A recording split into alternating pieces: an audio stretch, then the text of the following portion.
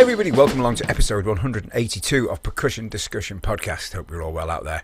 Before we get into it, I'm going to ask you to please check out all of our social media. You can find us on Facebook, Instagram, and of course our world famous YouTube channel where you can find all of our conversations past and present. If you'd rather listen on the go, then this is fine. You will find all of our conversations in podcast form. These are free to download from your favourite podcast provider. Please rate and review if you can. It really helps grow the channel. Thank you very much. On to today's guest, a remarkably colourful drummer and percussionist. She's originally from Finland, but based in the UK. For the last few years, she has been the drummer and percussionist for the American pop star Anastacia. But she's done lots of things. She's worked with Brian May. She's played drums and percussion for all sorts of different people, including for the Team GB's homecoming from the Olympics at Wembley, where she got to perform with the likes of Nile Rodgers, Zara Larsson, Steps, Heather Small, Birdie Youngblood, and many more huge names. So you may have seen her recently at the UK Drum Show, performing on the Mike Dolbear, in the Mike Dolbear room, I should say. And she's a very, very nice lady as well. So it gives me great pleasure to welcome the fabulous Vicky O'Neon. Thank you so much for doing this. Thank you for having me. It is my pleasure. Now I know it's I especially thank you now because it's you're 2 hours ahead. You're in Finland at the moment. Is that right? Yes. Yeah. That's where I'm from originally. So. Of course. So you're 2 hours ahead, and it is now 7:15. So yeah, almost bedtime. Depends. My bedtime shifts a lot depending on what I do in my life. I don't really have any routines. So all good for me. Oh, well, that's good. I appreciate it anyway. So what's it like in Finland at the moment? Obviously, we're heading into winter. Is it cold? It's just grey and dark. It's like really the worst time of the year right now. So I'm looking forward to Christmas, where hopefully we will have some snow, and then like January, February is usually quite pretty here if it's snowy. But this time it's like not very nice at all, to be honest. So are you back in your family home then at the moment, or are you staying somewhere else? Or I'm being nosy, that's all. Yeah, no, I have a home in Finland as well with my partner. So I kind of have one foot in London and one foot in Finland. So the London flat is my work home, and this home is my take time off home. Although I have a home studio here as well with a kit and percussion and everything. So I can work from here as well, which is great. That's amazing. So you've got all your literally home comforts around you. So that is really nice. It's a useful thing to have, isn't it? So how much time do you spend in Finland then compared to London or anywhere else, I suppose? I mean, I spend most of my time in neither of those locations, to be honest. Especially this year, I've been touring a lot. So I haven't really spent that much time in neither place. I've been here for just over a week now, and I'm here for another 5 days. So for me to get 2 weeks in here is like, that's pretty mega. That doesn't happen often. And do you get the chance to actually relax and just do stuff you want to do, that doesn't involve hitting things? Well, no, most things I do still involve hitting things one way or another. So the reason why I'm here now is actually because I performed at a TV show. A live TV event. I was in the house band for that last week in Helsinki. So that was 3 days of rehearsals and then a day of the actual show. And then now today I've been preparing for a workshop that I'm doing online about branding for musicians. And I did something about how to make a living as musicians for the same webinar a couple of weeks ago. So yeah, it's always something different that I'm up to, but usually it involves, if it's not directly hitting drums, it's talking about hitting drums. You're as much as a nerd as the rest of us then, really. Oh gosh, yeah, massive nerd. I cannot take any time off. That doesn't exist in my world. If I try, I fail, because then my creative mind comes up with a new project that I want to start. There's always something going on. I love it. Well, do you know what? It's interesting you mentioned branding for musicians, because your brand is bright, cheerful, bubbly. Is this the image you've always had with the bright colours and things, or is that something you thought, I'm going to do this and stand out? Because you do. Well, it's definitely something that has developed over time. And actually, now writing this workshop, I've been thinking about it in great detail, which I never really had before, because it's something that has felt like a very organic development. But actually, how it started is 10 years ago now, when I got my first drum endorsement, which was with Premier Drums. Mm-hmm. And they wanted me to be a part of a campaign when they launched a new series called the Modern Classic series, which is an amazing kit that I still have actually here in my studio. Keith Keogh's DNA all over that. Yes, exactly. Keith from that then started up BDC. Yes. So it was me and Steve White, and they wanted to, when you open a magazine, you see the modern, which was the custom kit that I built, and it's all sorts of crazy colors and checkers, and it's so beautiful. And then it's the classic side, which is a really beautiful kit that was Steve's kit, but very different design from mine. So that was the idea behind the whole campaign. I was very green in the drum world at that point. So I was like, why do you want me? Are you sure you got the right number? But oh my God, what an incredible opportunity when you are very new in the drum world to get given an opportunity like that from a company. And then they asked me, do you have an artist name? And I was like, no, but maybe I should. So I thought about it, and because my last name is Österberg, which is quite difficult for Brits to pronounce, and I had already been living for quite some time in the UK, and I always found it hard, to pronounce my name and all these things. So I thought, well, if I find something that people can remember, why not? And then I love colors, so then neon sort of became a thing, but there's more to it than just the color aspect, because for me neon also stands for no evidence of normal, and it's just sort of the whole concept of like, well, what is normal anyways? We're all just unique individuals, so there is no evidence of what normal is. And then the O comes from my last name, and then the element neon was also discovered in London originally, and that's sort of where I discovered my career. So I was like, oh, okay, this kind of all makes sense. Let's do that. And then gradually over time, I guess it has really become a part of my brand, because most of the instruments that I have these days and just everything I do tend to include a lot of color. But it is really an extension of who I am. Yeah. Wow, that's the backstory. You've given that some serious thought, haven't you? That's amazing. Wow, that's I'm a bit devastated. It's not your real name, but never mind. I'm sorry. I wish. That'd be a cool second name. Yeah, it's a bit easier to spell than your actual name, isn't it? Let's be honest. So maybe I'll change to O'Neon one day. Who knows? Yeah, that's my actual name.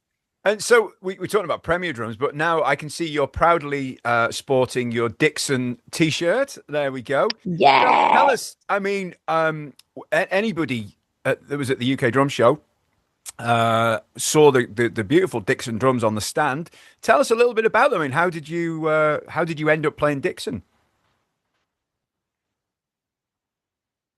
Yes. So Greg Bissonette has been working with them for a decade now, I think, maybe even longer. And he actually sent me a voice note. And this is Greg Bissonette, like someone that I've been a big fan of. I did not know him at the time at all. So I get this voice note and I hear Greg's voice. I recognize it straight away because it's so recognizable. I'm like, yeah. And I'm like, what is this?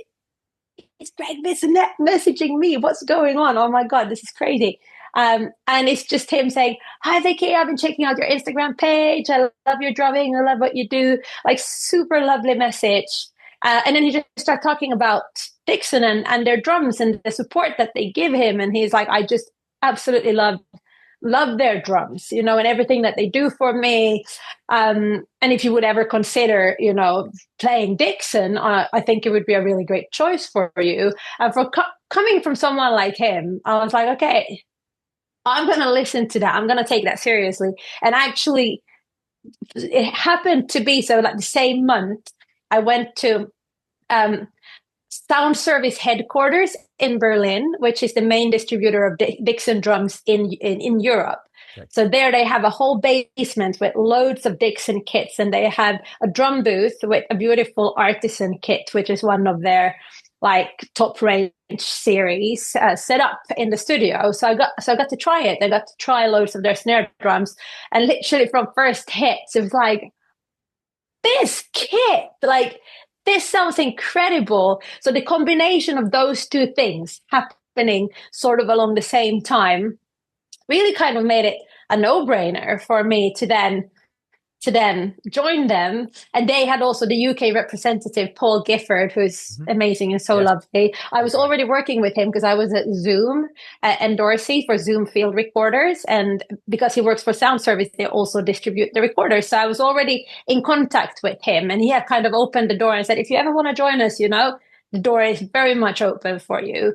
So then I said, I think I want to join you guys.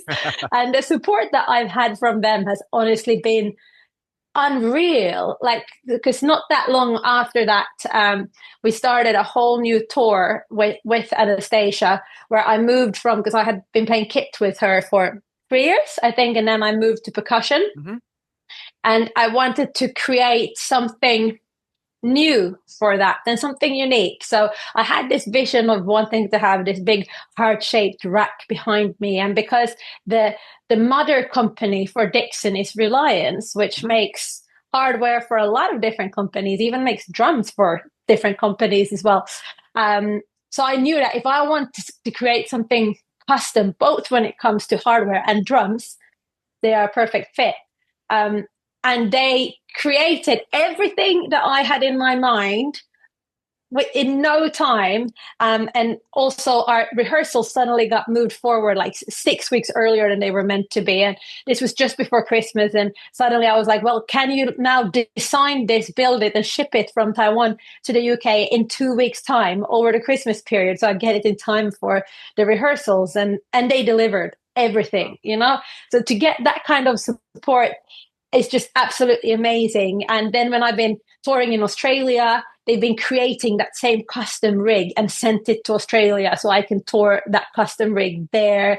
They've done a similar thing when I did a masterclass for Annika Nile's Pop Academy in Germany, where she's the head of drums. They also sent those custom drums there so I could have my custom rig there. Stuff like that, which it's very unusual that you get that kind of support from companies in my experience today. So I'm very grateful, and I'm very happy that Dixon and Dorsey. Shout out to Dixon drums. I mean, and it's amazing how Dixon have come on from like 20 years ago when I used to have a Dixon snare drum, and I'm going to be honest, it wasn't great. It was okay, it was budget. The hardware's always been brilliant, and all of a sudden they're making these beautiful drums, and it's great. It's great to see. And I think that's kind of like a challenge that they maybe still have in the industry, because they did start off making beginner kits, cheap kits, so they wouldn't sound that great. And it takes such a long time to change a reputation in the industry, I think. So now when they actually make really high quality kits, most people still don't know who they are, or if they know who they are, they think they make beginner kits.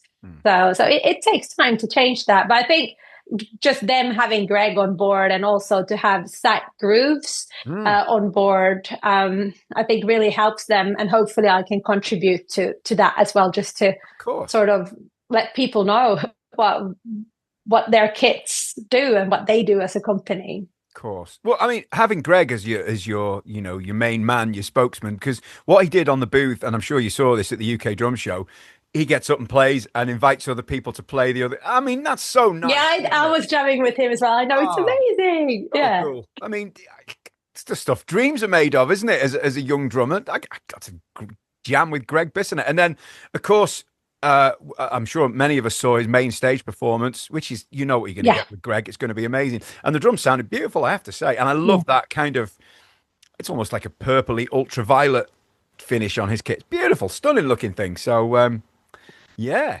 And I think that was something that he did to get. I don't know if it was Ringo's request, but it was definitely something that he sort of developed together with Ringo. That color and that design as Ah, well. right. I see. Well, there we go. So look, let's take us back a little bit. I know you were a very late starter to the Yes, instrument, weren't you? I was indeed. Yeah, I didn't start playing drums until I was 19 years old. Like, not at all until then. And that was when I was backpacking in South America. Hmm. I took a gap year when I had finished school here in Finland.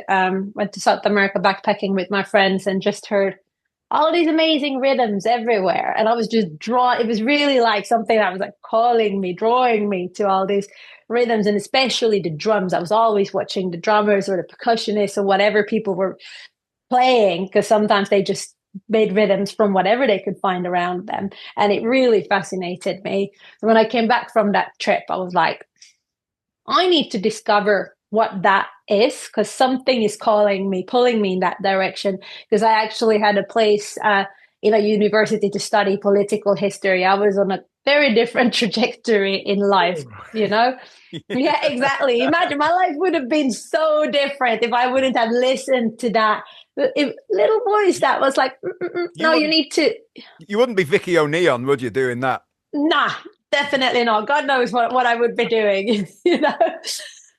So then I went to a local music school pretty close to where I come from here in Finland. And I had a brilliant drum teacher. I didn't even have drums as an instrument initially because I was playing classical piano as a Wow. kid. So the thing that made the most sense was to take piano as my main Mhm. instrument. And this was like a pop rock music program for a year in a school. You didn't really get any qualifications. You just got you played in a band. You got uh, uh, instrument lessons and music theory lessons and just all sorts of different things related to music that you got to discover to see if it's something that you want to pursue in your life. So I started to take drums as a side thing just for fun. And my drum teacher, Marcus Hellander, he was amazing and he was so encouraging. And I think if I wouldn't have had him as a teacher, I might not have realized that this is what I need to do, because he was really pushing me and he was like, you really have like an ear for this and things comes really naturally to you. Like you could really do this if this is something that you want to do as a career. And to get that encouragement and that support from him kind of gave me the courage to go, actually, yeah, maybe this is what I want to do. Because I knew that I had started so late, and I thought you can only do something like that if you've started as a 2 year old. And I didn't know anyone that made a living as a musician. So I didn't have any of those role models around me to think that it was actually a career option that you could have. But he kind of introduced me to the idea of that. And then I just went for it. I found a music school in London, and that's how my journey in London began 15 Wow. years ago. And I'm guessing that your classical piano side, that must have gone hand in hand as well, because that gives you all the theory that you need, the composition. You may be thinking from a different place, having been a piano player before, especially when you're accompanying somebody else. That must be a really useful tool. Yeah, yeah, and I actually there's a few jobs that I do that requires reading, and it feels so natural for me to read music Mm. because I started when I was 4 years old doing that. So it's just like reading a book. So for me, I'm very grateful I have that upbringing because I have quite a few drummer friends that are incredible players, but they don't have that background. And when you get to a certain age, everything gets harder to to learn. So they just feel like it was something that they never got to learn. And even though they try now, it's almost like their ears are so good because they work as professional drummers. They don't quite get to the point where their reading gets that good because their ears pick up things before that. So Yeah. I've noticed that it's harder, definitely harder to learn to get good at reading Sure. Well, at this age. I know Carl Brazil. I spoke to Carl a few times, and he doesn't read, and he said something that was interesting. And he said my ears are quicker than my eyes, and I thought that's a really Mm, interesting. mm, mm. So here's what he And does the it. thing is that Yeah, and you don't, depending on what type of jobs you do, you don't necessarily have to be able to read. If you have oral like audio references for what you need to learn, then you figure out your own way of doing it. But there are certain gigs that I do that requires reading. I was working with an orchestra, Tampere Philharmonic Orchestra here in Finland in August, and we were playing this a whole album of symphonic metal band called Nightwish. Nightwish, which is like yeah, you know. So their latest album, we played the whole album back to back with 160-piece orchestra and choir, and I was the electronic drummer. They wanted someone that could program a bunch of electronic sounds, which no one in an orchestra can usually do. But also read the parts and follow a conductor. So that's one example of where you really need to be able to read to do that job. Of course, because because the Nightwish singer is married to the drummer from Sabaton. I've got that right, I think, haven't I? I think you know more than me. To be honest, I was never a big Nightwish fan until I got that gig. And then I started looking more into their music. And I was like, why have I not listened to them before? They are amazing. But I don't know the elusive side. I'm sure she's married to the Sabaton drummer who I interviewed, I don't know, a month or two back. Yeah, so there we go. Very cool. Oh. Interesting, yeah. So I personally love reading gigs. And how do you feel? I mean, I'm guessing, again, back to the piano side of things, if you're used to working with a conductor, that's going to make it a lot easier, because it's weird working with a conductor. Oh, gosh, yes. And, and to be honest, that was the first time really that I had done it. I had done that previously as well, but we had always had click tracks.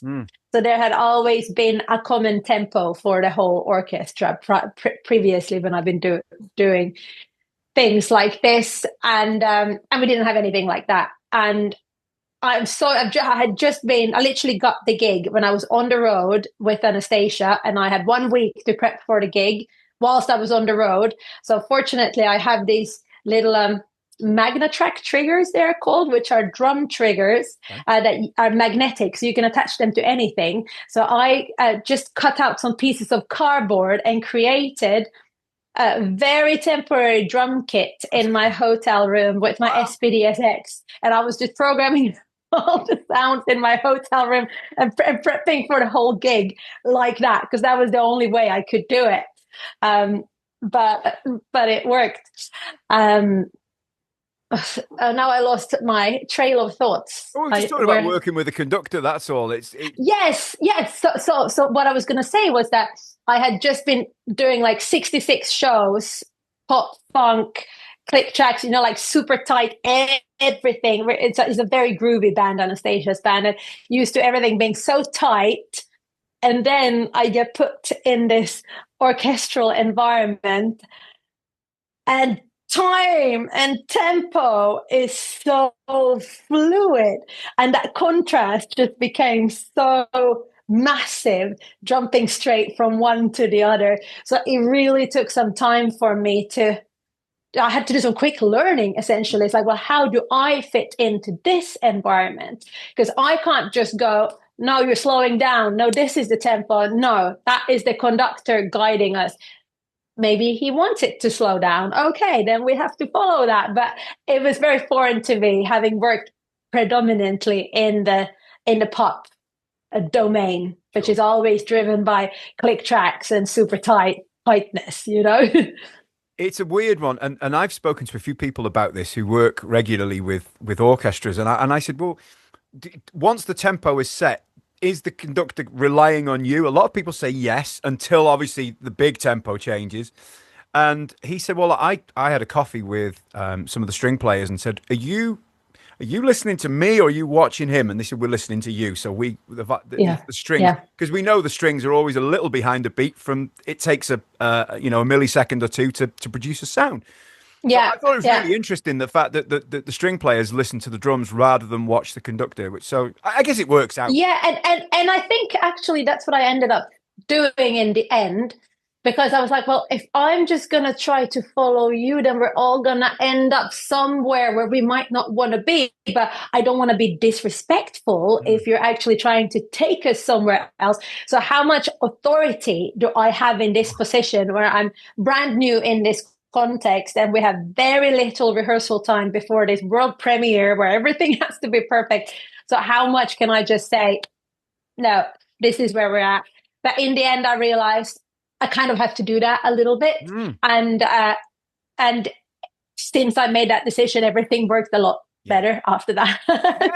So it's nerve-wracking though, wondering, do I take control or am I? Yeah, because you don't want to step on anyone's toe. You're like you're the newbie in that context, and you just want to do what you're told. You know what you always want to do as a session drummer, but it's a very different context to be a session drummer in that context.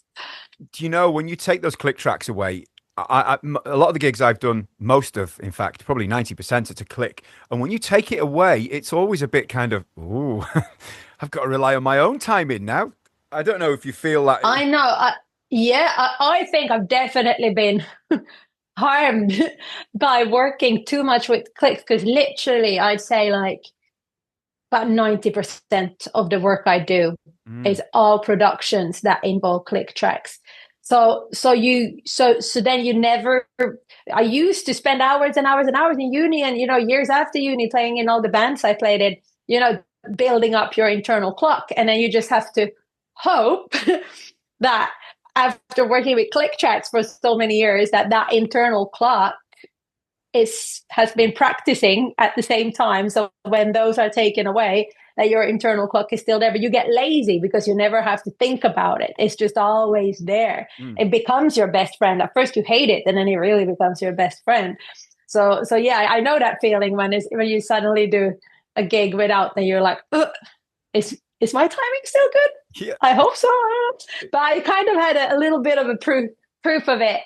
It was a gig that we did, and the click track, and it was a lot, like 10,000 people maybe, into like big stage, and something happened with the playback, and it was during a breakdown section of the song when there is no rhythmic element. It was only the click that stopped. The rest of the tracks were running fine, but it was just like some pads, so there was no rhythmic indication of like, okay, where's the pulse, and it was 16 bars until the chorus comes back. So at that point you're like, okay, even if we slow down or speed up a little bit when that chorus comes back, if I'm not bang on in time, it's going to be a disaster. But we came back bang on in time. So that was a little proof to me. I'm like, okay, I think the internal clock is still working good. Or then I was just lucky. Let's see how good the conductor is now. yeah, exactly. Blame the conductor if that point. It's right. Yeah. Oh, dear me. No, it's click is a great safety net, but it is good to get to do stuff without it, I think. And 100%. Yeah, and I definitely don't do enough stuff without. It just happens to be the gigs that I've ended up doing that has then taken up all of my time. So I don't really do many function gigs on kit anymore and stuff like that, which I used to do and loved to do. And I always think when I have more time, I'm going to get back to doing that kind of stuff. And hopefully I will when I have more time, but I just haven't had more time. Do you know what? Saying that, most of the function gigs I do these days are to click as well. So, okay. Yeah. There you go. Everyone likes that full sound, don't they? With all the, deep vocals. That's it. Because then you can have anything you want. Yeah. And I think also because I'm such an Ableton head, and I work a lot with Ableton and kind of like niche myself and market myself, or whatever you want to call it, being able to do anything Ableton related in the live arena. So often I would get booked for that as well. Well, of course, we would have tracks then, because that's kind of that's a package that I then come with. So that doesn't help me escape it either. So really, you're ideal for a musical director role, aren't you? Having the ability to do the tracks and all that kind of thing, because that's what a lot of it is, isn't it? Let's be honest, arrangements and things. Is that something you do anyway, or something you'd like to do? No, I am in the Anastacia camp. I am the band leader, but I'm definitely not the musical director. We have an amazing musical director called Ricky Riccardi, but he is not on the road with us. So certain aspects of the so-called MD role, because I'm still in charge of all the playback and all of that stuff. So certain aspects of the MD role, I would actually love doing and would love to get booked at. But then when it comes to harmony, it's something that I just haven't worked with for so long. So although I have my piano background, and even when I was in uni, I was really good at all the music theory and all the harmonic like analysis and all of that. But that's 15 years ago now. And then I've never really used it since then. So I would definitely feel quite insecure taking on a role as an MD if it comes to creating arrangements and communicating with all the melodic and harmonic players about their parts, because I'm just not confident in that area. I think you'd smash it personally, but there we go. That's my opinion. Yeah, maybe that's just something. Usually how I get good at something is that I get an opportunity, I say yes, and I'm like, why did I say yes to that? Oh my God, oh my God, oh my God, oh my God. And then I have a very steep learning curve and I have to learn something very quickly. But then I just work my ass off and usually it tends to work out. So maybe that's what's going to happen. Who knows? Fantastic. So when did you get into the electronic? I mean, how soon did you realize how important the electronic side of it were, especially Ableton, which seems to be the go-to? It seems to be the flexibility of it, doesn't it? I think I was lucky to work as a drummer for an artist called Rachel K. Collier. She's also a big producer and YouTuber. And she's like Ableton wizard.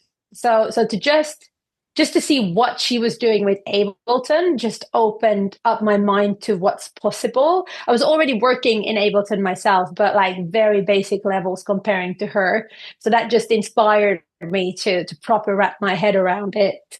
And then with the whole sort of hybrid electronic side, which Ableton is a part of what I do, it's definitely been a very sort of slow, gradual thing that I've just ended up doing. It was never a set course that I set myself out to do.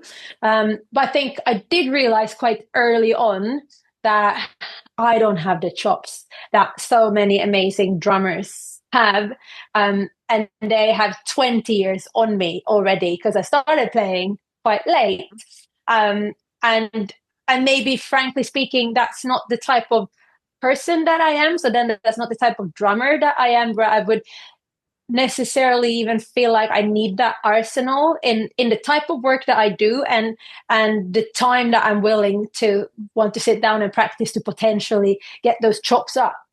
I'm more interested in other areas and developing other areas. And if I want to actually carve out a little niche in the world of drumming, because there's so many absolutely incredible, fantastic drummers out there already that I can't really compete with.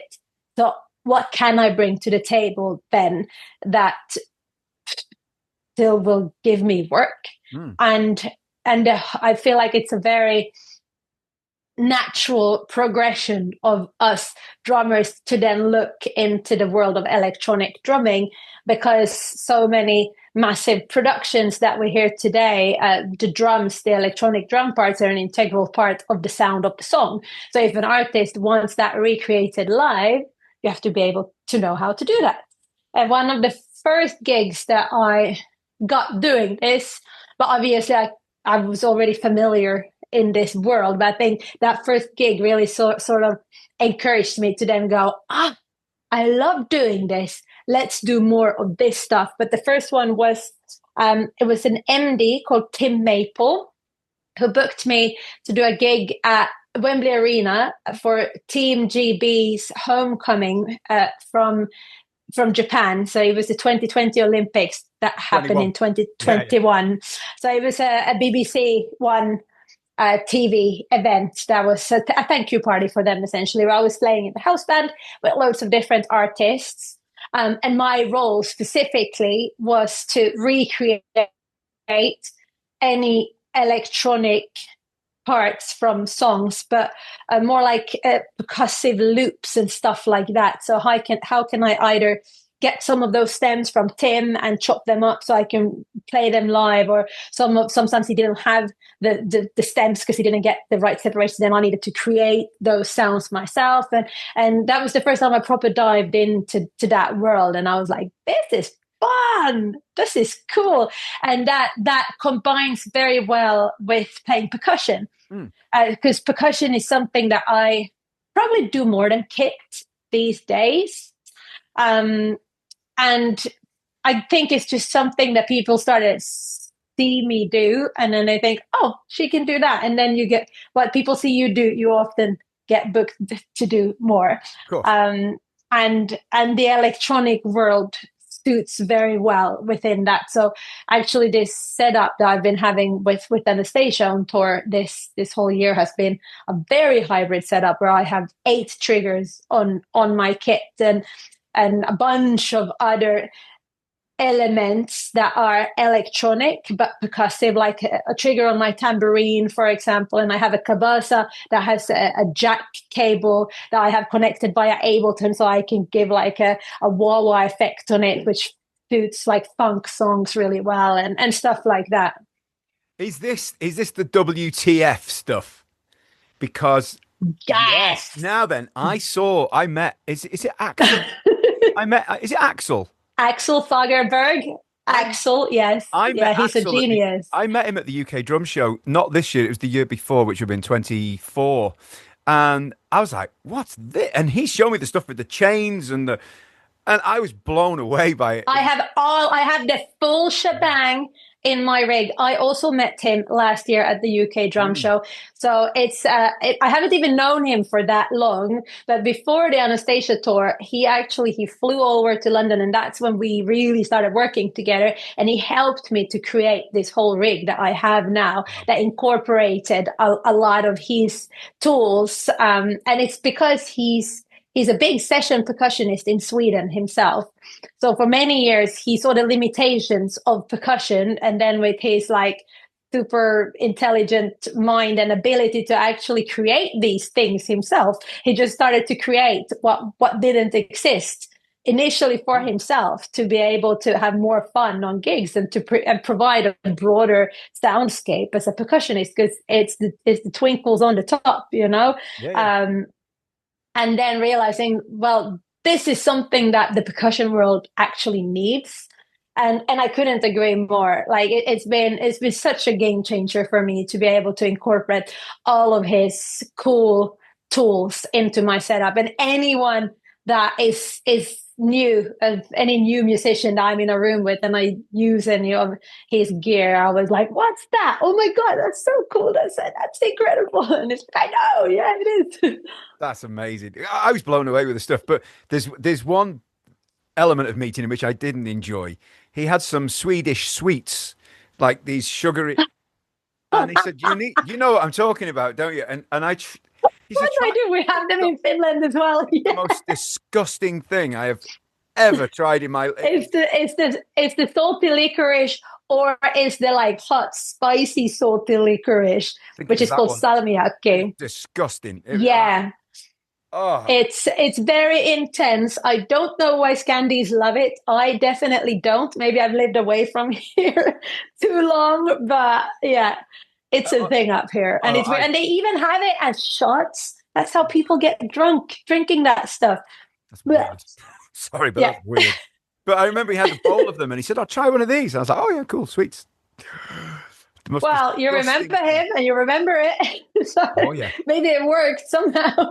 I'll be honest, I finished it. I was like, I'm going to finish this sweet, and it was disgusting. That is very British of you. That's very polite. Yeah, only because there was no bins around to spit it into. But okay, fair enough. Well, I do hope I run into him again at some point, because he really. Oh, you know what? He was meant to be. He was totally going to be at this year's show, and he was actually going to be at my masterclass at the back of Mike Dolber's room, selling the WTF percussion stuff, if anyone would have been interested, because so much of what I was doing in my masterclass was demonstrating how his tools work. but he hit his head when he was on his way to the airport, and he got a concussion, so he couldn't Oh, come.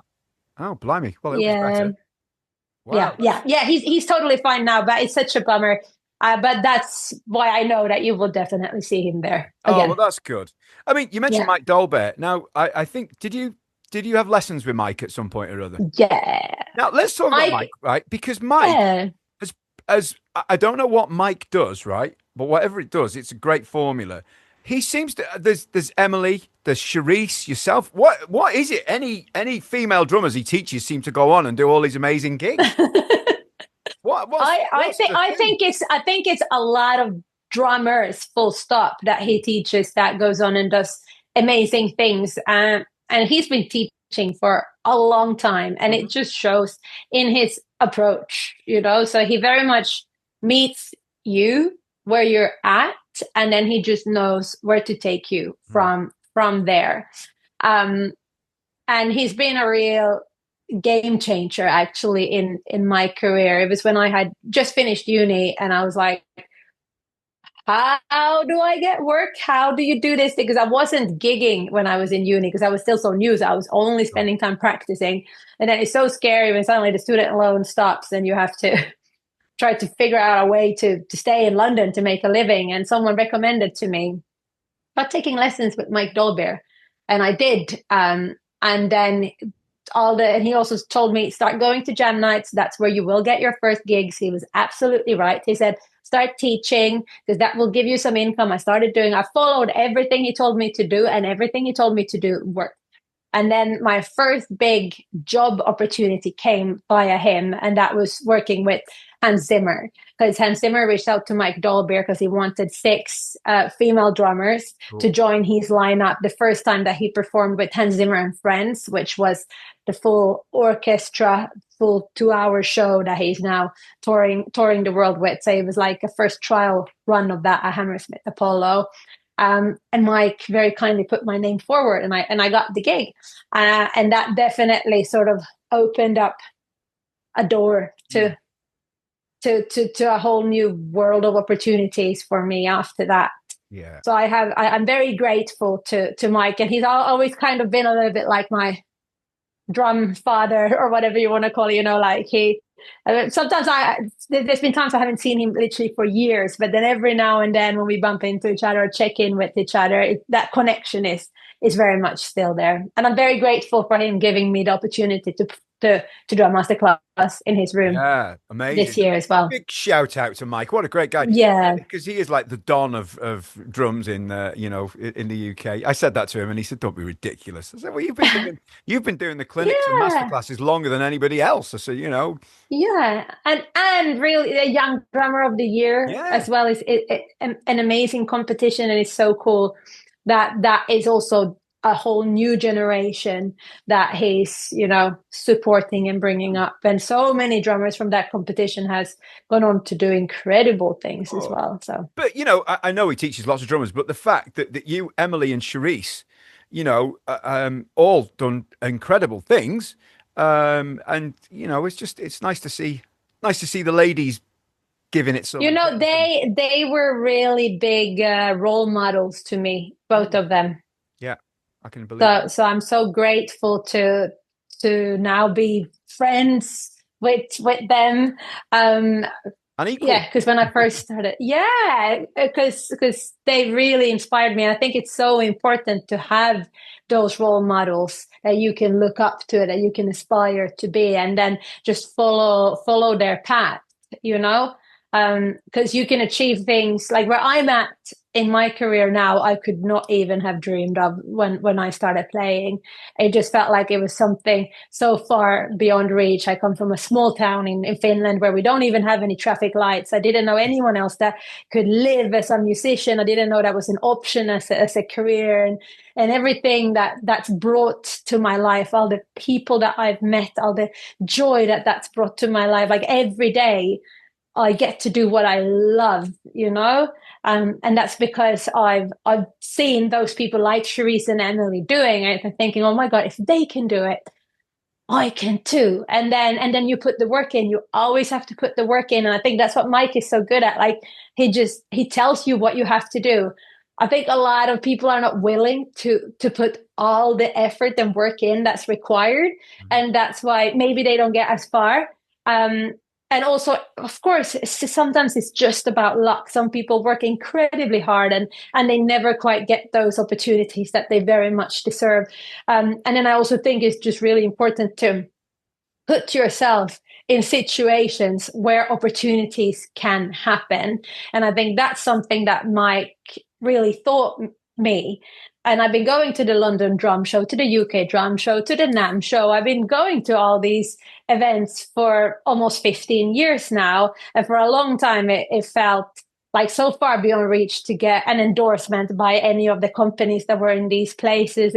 And then year after year, things change. You grow, people start to remember you, recognize you, but you have to be there for that to happen in the first place.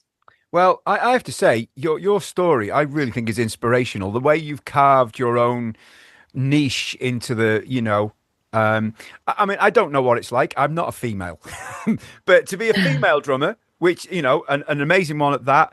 And so you've got the whole image thing going on, and the fact that, all the electronics and the Ableton, there's lots of excuses for people to book you, which I think is a really good thing, isn't it? Yeah, I think that's something I also realized. Well, the more things I can get employed to do, the more work opportunities I can have. And it has really worked in my favor. Just the fact that I play drums and percussion, that's already two different job roles in a band that I can take. And then if I can say, well, I can be church with playback, or I can, do those things on top of that, then I will probably get booked over someone that can just do the playing. Yeah. So that's something that I can highly recommend to anyone. I always say this in any educational content, teach yourself, learn as many different traits that you can that will make you invaluable for a gig. Yeah. Maximize your skill set. Yeah, that's it. Well, time has beaten us. Vicky, thank you so much. Honestly, we haven't really talked about any bands or anything. We've just, this is the way I like it. We go off on tangents, and this is where we get. But we could keep on going for another 3 hours. We would still just be, But that would inspired. put you at 1 o'clock in the morning, and you probably wouldn't like that too much. So, thank you so much. We'll have to continue next time we meet. Yes, definitely we will. So, thank you so much, and thanks for everything you do. And as I say, I find your story really inspirational. So I'm sure it will inspire thank you. Many of the people watching or listening as well. So thank you very much, and I will see you soon. Thank you. Bye-bye. Thank you. Bye.